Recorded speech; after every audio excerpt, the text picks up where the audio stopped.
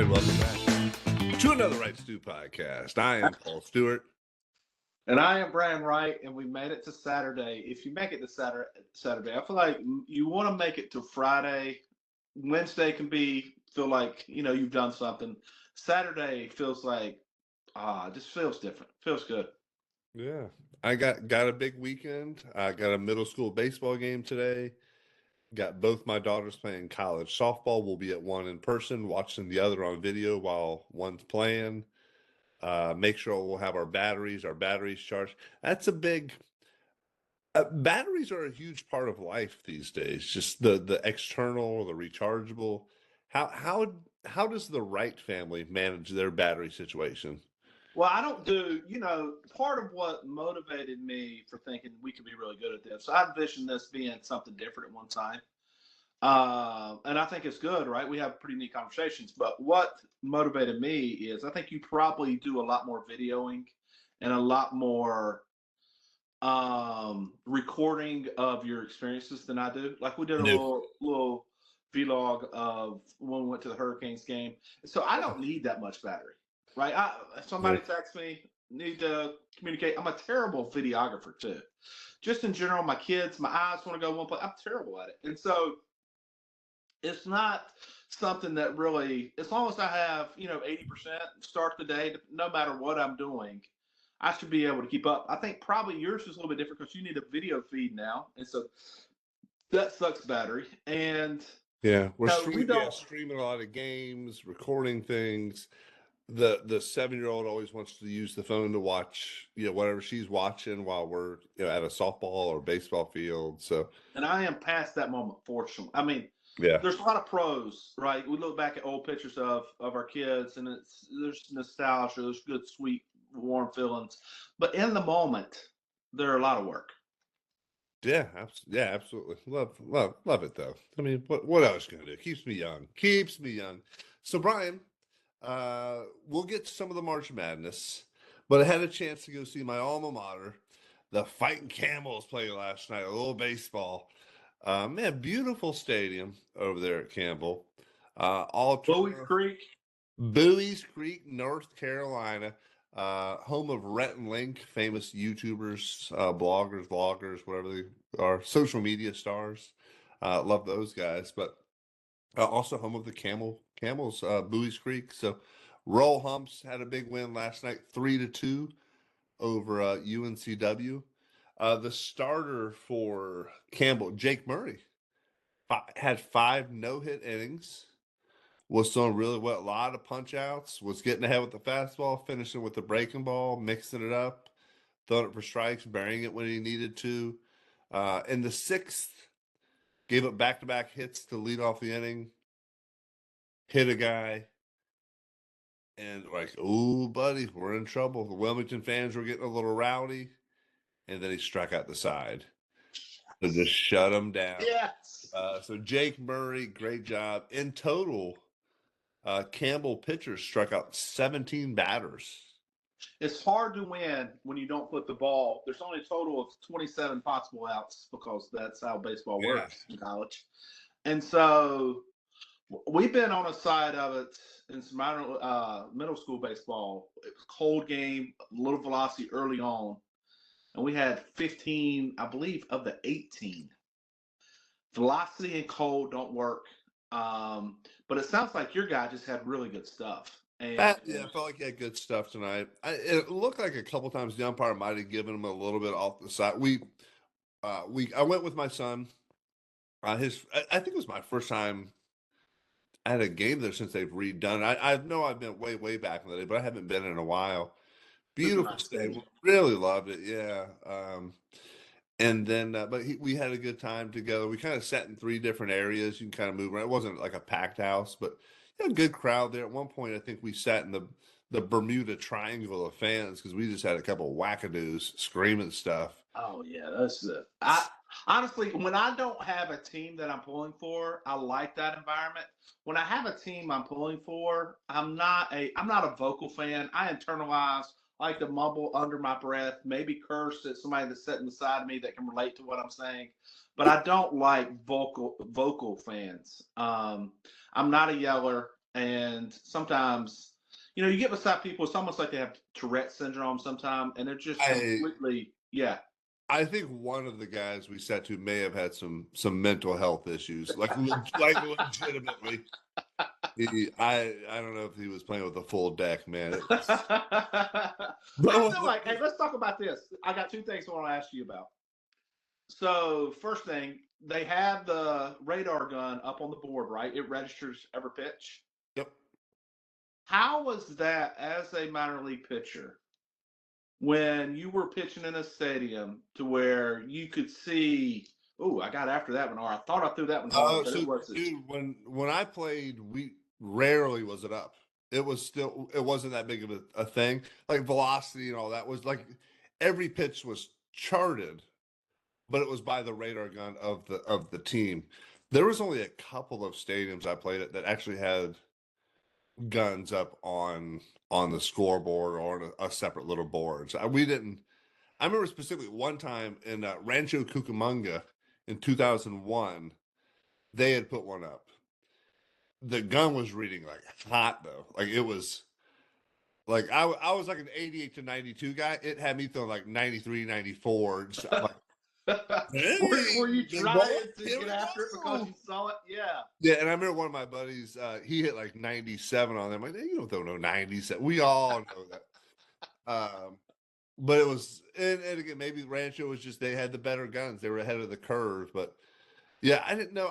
I've heard stories of guys. I remember a couple of guys where if it was up there, you'd throw the pitch and almost like they get whiplash. Turn around. Yeah, whiplash because they're too quick trying to turn around to see what the velocity was. And it's, yeah, so I didn't really have that opportunity. And realistically, I kind of knew what I was throwing anyway. I don't think it would have mattered a whole lot. Maybe I would have glanced up every once in a while, but hey, I'll tell you this. We went to a Durham Bulls game last year, and they had the pitch sequence up, and it would stay up for the entire batter. I felt like this was a huge disadvantage. It was like fastball, slider, and it put the velo beside it each pitch, and then it'd have like changeup, fastball. So if it had, it literally put the sequence up and kept it where you could see it for that batter. that's advantage batter right there for sure. Oh, 100%, 100%. And I thought it was odd that they kept it up. And I would imagine if I would have been a pitcher, I wouldn't have been as mature as you. I would have definitely, if I would have had an arm that I was hitting 90 or trying to hit 91 or 2, I can imagine trying to get after it occasionally, especially an 0-2 count where you're trying to maybe get a guy out on a higher up in his own fastball. Yeah. I could imagine that. I mean, yeah, typically if you're throwing a fastball at 0-2, it's letters off the plate a little bit, getting in on a kind of a purpose pitch for sure. So you mentioned this. I got another question for you. You mentioned obviously Campbell redid their stadium, one of the nicer stadiums. I don't know what conference that they played in, but I want to ask you about playing on turf, pitching on turf, because their whole situation there is turf, right? The mound is turf too there? No, it's real dirt. The mound is real dirt. So the mound is real dirt. Everything else is turf. The mound is real dirt. How did you did you ever play? I would imagine you played on some old school AstroTurf trying to get people prepared. Did that mess with you? Because then ground balls get through, that second hop on a ground ball gets through. Did that mess with you as a pitcher? Obviously, you can control what you can control, but it has an impact. Yeah. So the two places I never played on this nice turf that people play on now that's more like grass. I played on the old school AstroTurf that was like carpet on top of a thin pad on top of cement. Yeah. And that was so Scranton Wilkes-Barre, the Phillies AAA team, and Syracuse, the Sky Chiefs, they were the Blue Jays AAA team. And so they were preparing their AAA guys to be in the big leagues in the Sky Dome and in the old vet. And so they played on the turf, right? The old AstroTurf. And it was odd as a pitcher because I wanted to wear spikes because you're on the dirt mound. And so those had dirt around the bases and on the mound. Yeah. And at home plate, I guess, too. So you wanted to, like, I always wear spikes, but when you hopped off your little island there, you really had to break your steps down and chop it up. But most of the position players wore either plastics or tennis shoes, basically. And those, I mean, you never got more true hops than you would on that. Like you knew exactly. Everything's quick though. Everything's quick. Yeah. But the old I school. remember the second baseman, shortstop. They draw that little white simulated line where the infield grass would be cut out, and they typically stayed. They Deep. started probably 2 or 3 steps behind that, and then as the pitch was coming, would creep in a step. So they were playing, but they created better angles. And what most guys were doing too, they got really good at understanding their arm strength and understanding where they could more Long likely hop. will make a long one hop throw, and the first Yeah. baseman got good at catching it. And those were things. And it was really cool to see that process as a professional, right? Because during BP, you've got your coaches and your managers who are helping guys work on those things. That, hey, this situation is going to come up in the game when you're deep in a hole and you need to make a long hop, and they would do it. They did a really good job at it, man. And those are some of the things that separate the good from the great, and that's what makes them really good ball players, right? So, but AstroTurf was the other thing that was different too was like during batting practice. Like most guys, when you're shagging, you're kind of hanging out and where a right Morning track. stand or in between. Yeah, on on those parts, you literally just lean up against the wall. Yeah, because it's going. Everything eventually makes it to the wall because it just keeps rolling. And then as you kind of saves your arm for a couple of days, you just kind of roll it in, and it makes it in. So it's kind of an interesting place to shag balls as well. That's interesting. That's interesting. I had something else to bring up, but let's jump real quick to I know what it was. If you Campbell's Buies Creek out in the middle of nowhere, do you feel like what are they selling to get players there? An opportunity to play D1 baseball? How would you sell the Fighting Camels to a young Paul Stewart? The old orange and black. I don't know. I thought about that literally when we were there at the game tonight with my son. After the game, he was stoked, man. He loved it. We actually got to go on the field. They did like Friday night fireworks, so they let everybody on the field. You watch the fireworks shoot off from just behind the outfield wall. I love fireworks. Yeah, big fan of the fireworks. Oh, yeah, we were there, and it's not like there was a big traffic jam in Buies Creek after the game. It was pretty quick in and out. Like, but selling, I think, well, the facilities are very nice. I don't want to say like top notch, but high quality, really, really high quality, good facilities. I didn't see what the locker room looked like or the clubhouse or anything like that, so I don't know what that could be. Clearly, you want to sell on the school, right? It's a great school for law. It's a great school for. But are baseball players worried about that or not? I think it matters to some extent, right? The educational purpose. So, all right. So, one, the facilities. Two, a chance to play D1 baseball. Three, you are in North Carolina. You're going to play midweek games against Duke, State, Carolina, East Carolina. So you're in the Colonial Athletic Association conference, but you're also going to play some pretty high level ACC, legit top 20 teams. They're right. an hour away, a drive, right? So you're playing midweek games against those players.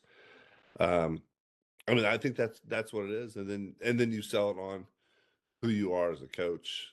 No, I don't disagree with you. The thing I think I would have had trouble as a 16, 17, 18-year-old is just being, and I came from a rural area, but just literally you get out there. Harnett County, middle of nowhere. Yeah, I don't. Yeah, that feels like that would be difficult to sell. But, dude, they've sold it because they've had some real players. I mean, over the last 3 or 4 years, we haven't looked it up, but I know they've had a second rounder and a first rounder over the last couple of years, and they are legit. I think their coach going to Ohio State probably has had an impact on the recruiting. It definitely takes a Justin year. Hare did a really good job, and I mean, we've talked about this. There's a high density of talent in North Carolina, and you look in college baseball. You look at locally, right? Duke, State, Carolina, Wake Forest, Campbell had been East Carolina. Elon's usually not bad. Elon, UNCW is not bad. Then you go into South Carolina, Clemson, and South Carolina, and Coastal Carolina. Man, all I think have been in the top 25 within the past like 3 years. And yeah, probably maybe less than that. Right. You know, And they're all recruiting pretty locally. We were watching, so when we were watching the score, so clearly it was Campbell versus UNCW tonight, or last night, and they listed their name and height and weight, but where they're from. A lot of North Carolina kids, right? And it's like, oh, that's encouraging, right? And pretty decent ball. Wasn't terrible. I know they both programs kind of taken a little step back, but again, I don't know, man. I think you that's maybe a selling point as well. It's like, hey, just stick around here. But and I think what Hare did too is he might not have gotten the four. I don't think baseball does 4 and 5 star. Maybe they do, but it's not as there's not the notoriety around it as like there is football and basketball. But he might be getting the 2, maybe a 3-star kid, and building them and developing them into. Because hey, if you're a 2 or 3-star and you go to NC State, you might not get those reps. But if you go to Campbell, you get those reps and you develop and you learn how to pitch. Right. I So think that's 100%. I think that's 100%. I agree 100%. I agree 100%. And I think for all these places, they get it would be easy as a coach to get lazy and call one of the big club teams, one of the big travel teams, and be like, hey, who you got as a shortstop? Or hey, what do you know about this right fielder? Or what do you know about this pitcher? And that would be really easy to do. I think your teams like Campbell, you know, you got to have good players to compete, but you may not be able to get the top tier. I think I think you got to do a little bit more old school recruiting. Go see a high school game. I don't even know if they recruit out of high school. I know there's a really good pitcher at Corinth Holders right now. That's a left-handed pitcher that when he pitches, there's 30 major league scouts. But I don't think he's going to LSU. I don't think there's any or supposed to.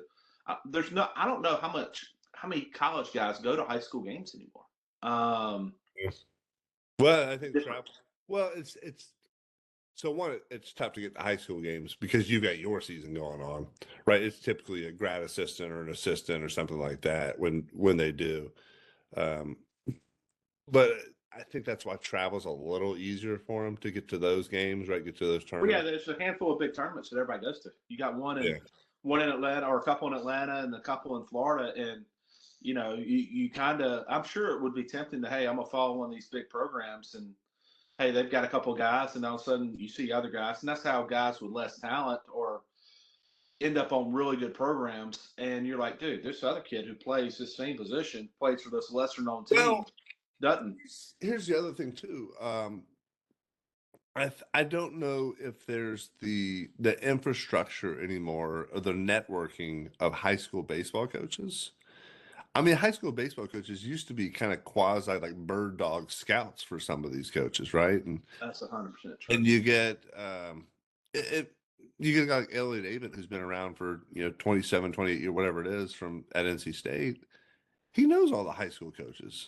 Yeah. And he can pick up a phone and call the local school and say, hey, how is this kid legit? And he probably has some guys that he trusts, beyond the travel programs who are trying to sell a bill of goods, right? But Yeah, and that's another thing. I really think some of these guys are truly like they want to be able to put up on their website, hey, in 2025 we had 6 guys go Division 1 and all this other stuff. I do think they are selling a product almost, even though it's essentially kids' opportunities, and they want to be able to sell that for their next class, and their next class be able to charge that big money for the travel baseball. yeah, I get.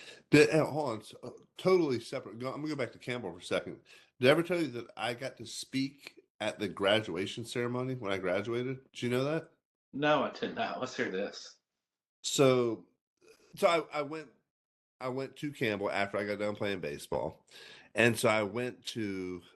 They had a satellite campus at the RTP, so we're like a lot of business folks kind of are, but it was geared towards working adults. But they also had a campus at Camp Lejeune and Fort Bragg, or whatever those are called these days. Now they've changed the names a couple times, right? Let's So back to Fort Bragg. back to Fort Bragg. Okay, so the satellite campus. So these, for the most part, were kind of working adults, people, a little advanced in life, sort of thing. And so somebody still has to get up and give like a little speech. Commencement speech. Yeah, yeah. And so mine was, they say, hey, keep it about 3 minutes, that sort of thing. Nothing. Yeah, you had all your provost and your president, all that talk, but they needed somebody to represent the class. Student body. So Yeah. I had never met anybody from the Fort Bragg or Camp Lejeune office or campus, but I knew a lot of folks from where I was because you would go. It was like a hybrid. This was Yeah. pre-COVID, right? So a couple days on campus, a couple days at home, finishing your studies or whatever it is. So anywho, the guy who was part of like the admissions and stuff, I got to be really really tight with. And he said, hey, we had this guy last year who gave a terrible speech, like kind of went off the rails. He was from one of the military ones. And that dude was just, he's like, can you get up? He's like, would you get up there and just give just like a nice, A generic. yeah. I'm like, Yeah. sure. Yeah. So we were at the, with the basketball arena there on campus and got up and got to speak in front of my graduating class and all the people there. It was filled, packed house. But I remember the speech, I worked on it, for a few weeks and really wanted it to be clean and polished. And I talked about, I said, hey, why do we wear these? We're all graduate. We're wearing these goofy hats. Like, why are we wearing these hats with the square on top or whatever it is? And it's like, did a professor or a school president think it was funny way back in the day to making students look like idiots with these goofy hats? Or I was like, when it comes down to it, it's just tradition. Right? It's a tradition that we all do. I said, but this is a group sitting before me that is doing something traditional in an untraditional way. You've had to sacrifice a lot. You've gone through this with kids and families and obstacles that most people don't face, and you've accomplished something great today. So that was kind of the gist of it. But I felt inspired just as you were getting into yeah, it. so Yeah. it was a lot of fun. I like getting up and speaking in front of people, especially when I know what I'm talking about. So Well, congratulations. that was fun. Yeah, man, that was a good time. But the funniest thing, and so during the graduation ceremony, they didn't encourage, but they didn't disallow. When you get to the ceremony, especially like in high school, you're trying to buzz through like 1,000 kids. Like, please save your applause to the end. And sure enough, there's like, Brian Wright, yeah, like your whole like, and then it disrupts the next three families and everybody's. Anyway, so this one they took their time, right? And I remember they announced my name. And families have been clapping, not out of control, but like clapping and cheering for whoever their person was. My family just goes, "Yay!" Just the most lame. Yeah, I'm not a clapper at these things. Let's keep it moving. Yeah, I'm a big fan of you don't celebrate things you're supposed to do. You got to call it you're supposed I to just do. gave the speech, Brian. I just gave the Yeah. speech. But then I do remember vividly my family sitting like on the top row of the things. I guess my father, he just had back surgery, so he couldn't move up and down. So they sat on the top row. And as we're walking out, my little brother was in town, and he was on the top row, just like doing the old raise the roof. He had and he was like squatting down, just like raising the roof, like it was his job to raise the roof for the entire. It was just so stupid. But Eric, thank you for raising the roof for myself and my camel graduates. So that was a good time. But yeah. So Brian, let's touch on a little March Madness. The ACC, and then there was one. The ACC is down to one team, but that one team that I could be guess the one team you need. Well, I guess they're right. The reality is, I knew. Here's the reality: if Duke can lose two really good players and still win the ACC tournament, they're probably right with most of the SEC teams and will compete with anybody. I feel like, unfortunately, as much as I pulled Carolina last night or yesterday afternoon, was down 24, ended up losing by 2, had their chances. No. Really, man, I really want to like Hubert Davis, right? I was still a Carolina fan when he was at North Carolina. Seems very likable. But when you have such inconsistent play and almost inconsistent effort and focus, he feels like he may make it out of this year, but he's going to have a very short leash if they don't do something next year. Yeah, it feels like he might not have much. There's not a whole lot of leadway. I mean, they had talent. They felt like they played uninspired, and I just see the good coaches in college do two things, but they always do one thing really well. The one thing they always do really well is culture.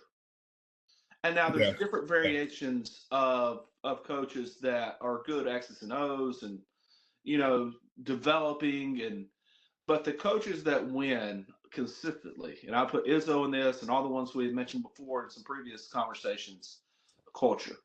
And right now, the ACC for the longest time, you could look up and down the ACC and talk about the best coaches in the country were in the ACC. That is not the case anymore. And clearly, Shire has done something special. He's got special players. They beat the tar out of Mount St. Mary's yesterday. But unfortunately, as much as I hate it, and again, I haven't really been emotionally invested. The ACC is it may be the fourth best conference. They may not deserve to get 4 in, unfortunately. Yeah, that was a bad showing, ACC, but yeah. I mean, it don't affect. You know what? Will Wade's coming. I don't know, dude. I could see, like you said, one of those 4 teams from the SEC that didn't get, I mean, why not? I mean, he was just trying to pay somebody. He was just ahead of the curve, and clearly he could win. And so it is what it is. And he got caught, which is unfortunate. But I'm hopeful, right? I mean, emotionally, I checked out of this way early because NC State was back in November during the SEC ACC challenge. Yeah, when they got throttled. And again, I think what's interesting, we talk about a lot as coaches, effort, attitude, focus. And it feels like that is lost. All these kids got talent, every one of these programs, but getting them to play as a team, because I'm sure they're coming out of an AAU culture, which is very much play a lot of good offense and play a little bit of defense. And that doesn't win. In college basketball, playing a lot of defense and playing smart offensively is what wins games. And I think that's what makes Tony Bennett what he did such an anomaly, dude. Oh, no question. I mean, he made defense cool. Like he made it like it was the thing to do. I mean, I remember that's the only way you got on the court, right? I feel like that was a prerequisite. Even if you were a really great scorer, you couldn't get on the court if you couldn't. And you mentioned, his defense was a little bit complex, especially trying to teach it to younger people. But I think a lot of defense is attitude and a lot of defense is effort. And yeah, no, and like legitimately, that was a lot of kids in high school who were very athletic, but couldn't score. Like that's what you need: athleticism and effort to play defense. And there's some skill, right? There's some some variable footwork and some things like that too, right? There's definitely some things to it, more so. But if you just go all out, like we had a couple of guys in like high school guys who's like, "Hey, get on the court and just disrupt for a minute." And it could change the game. It changes the energy. It changes the mojo, man.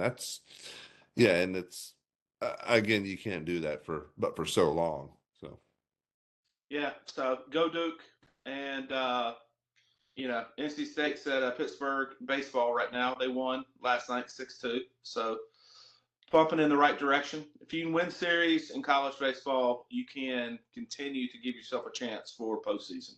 Yeah, you're doing something. So good stuff. All right, well, I'm gonna head to a middle school baseball game and then watch some college softball, Brian. So I hope you enjoy your day.